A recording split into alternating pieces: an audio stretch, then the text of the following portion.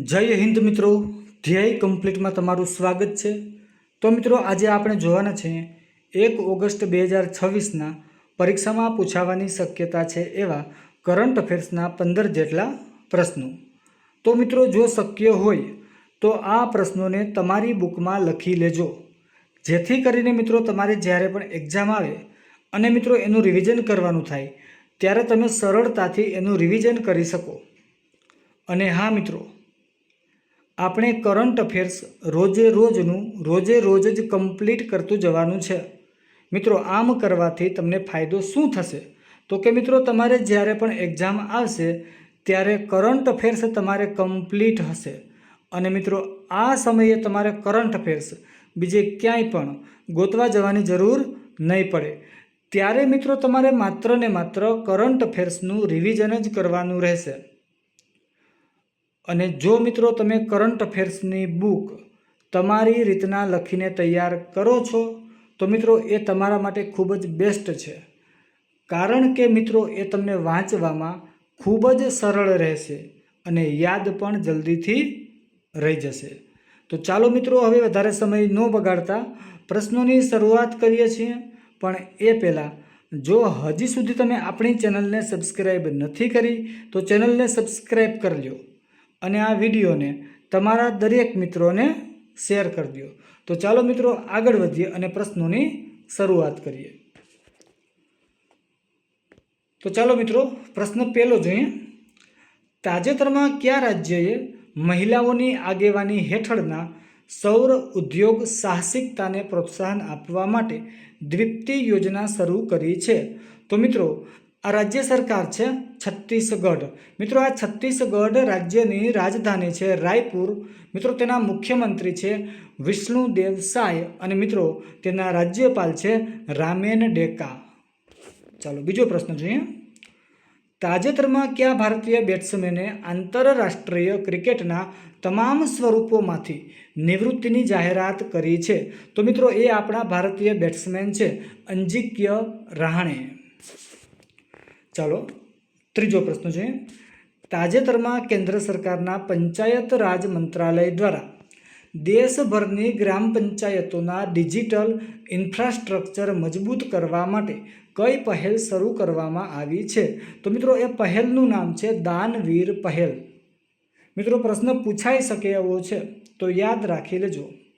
અને હા મિત્રો, જો તમે જૂન મહિનાની કરંટ અફેર્સની PDF ફાઇલ એકદમ ફ્રીમાં મેળવવા માંગો છો તો મિત્રો તમને એક મોબાઈલ નંબર આપું છું, એ લખી લ્યો 74 87 909 221। મિત્રો ફરીવાર બોલું છું 74 87 909 221।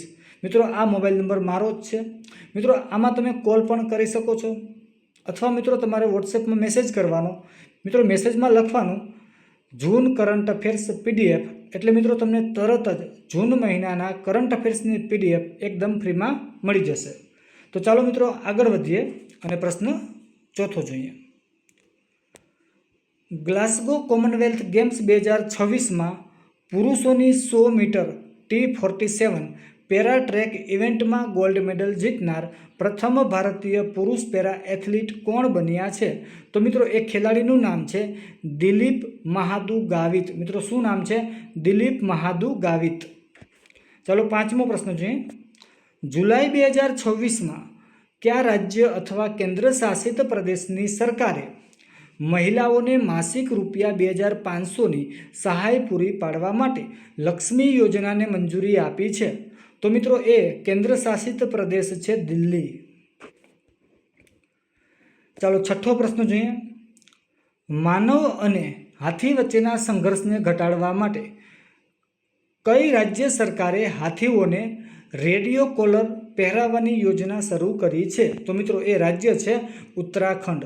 મિત્રો આ ઉત્તરાખંડ રાજ્યની રાજધાની શું છે?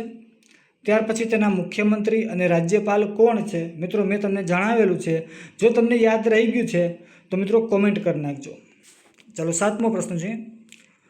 કોમનવેલ્થ શાંતિ મધ્યસ્થતા સંમેલન 2026 ક્યાં આયોજિત કરવામાં આવશે? તો મિત્રો આનું આયોજન કરવાનું છે રાજસ્થાનના જયપુરમાં।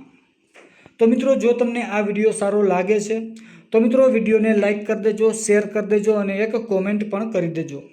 અને મિત્રો જો હજી પણ તમારે આપણી ચેનલને સબસ્ક્રાઈબ કરવાની બાકી છે તો મિત્રો ચેનલને સબસ્ક્રાઈબ પણ કરી દેજો.